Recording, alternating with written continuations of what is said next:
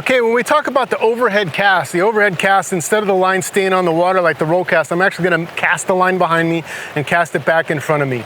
The line must be straight before you make this cast. So I roll cast it straight, and then I can lift it up, pull back down, and watch it come back down, okay? This is a pick up and lay down. It's just simply one cast, up, down. Notice there's a little pause between the back cast and the forward cast. We call that timing. The timing is letting the line completely roll out behind me before I come back for my forward cast. Remember, the line always has to be straight. If the line looks like a big curly mess out there and you try to pick it up, you're gonna have a disaster on your hands. At worst, it's gonna hit you in the ear, hit you in the side. At best, it's gonna wrap around your rod and get all tangled up when you do that. So before every cast, I always have to make sure that my line is out straight, and then I can pick it up and cast it. I can do this a couple of ways.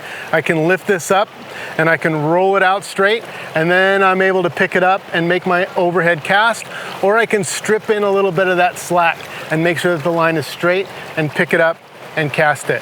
More common than not, I see that to be the biggest fault with people fishing. They're excited to get another cast in, all that slack is out there, and they just try to lift it up and go. Just take your time, strip in a little bit of that line, pick it up, and then you can always let it go and shoot it back out. So we want to make sure that we're using our entire arm, okay? You can make casts by using just your wrist and make decent loops like this, okay? You can use just your forearm and make decent loops. But if you use your whole arm, right, it's really the most efficient way to make this cast. I think about having a firm wrist, and I just lift that rod up, I stop here, I pull it down, and I stop here. After the line rolls out, I follow it. Up, stop, pull, stop, down she goes. When you think of a back cast, I always thought it should be called an up cast. I don't want to think of casting back, because if I do that, I tend to throw the line right on the water or on the grass behind me. I actually think of casting up and pulling down, okay? I think of lifting up and pulling down. Each one of those casting motions has an abrupt stop, stop.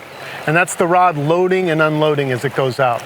This rod right here, you want to put a bend in it, right? It's going to bend like a bow and arrow would, right? And then as I'm pulling against the weight of the line and I come to that stop, it unbends, and it's the rod that's actually throwing the line, not me.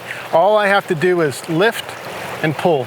Stop, stop, stop, stop. Now, I always say that this is the most efficient way to cast, because I can do this all day long, right? No problem at all, okay? The minute I get out to the side a little bit, right? The minute I get up above my head a little bit, lift your hand up like this, try to hold it there for 45 seconds. You won't be able to do that all day.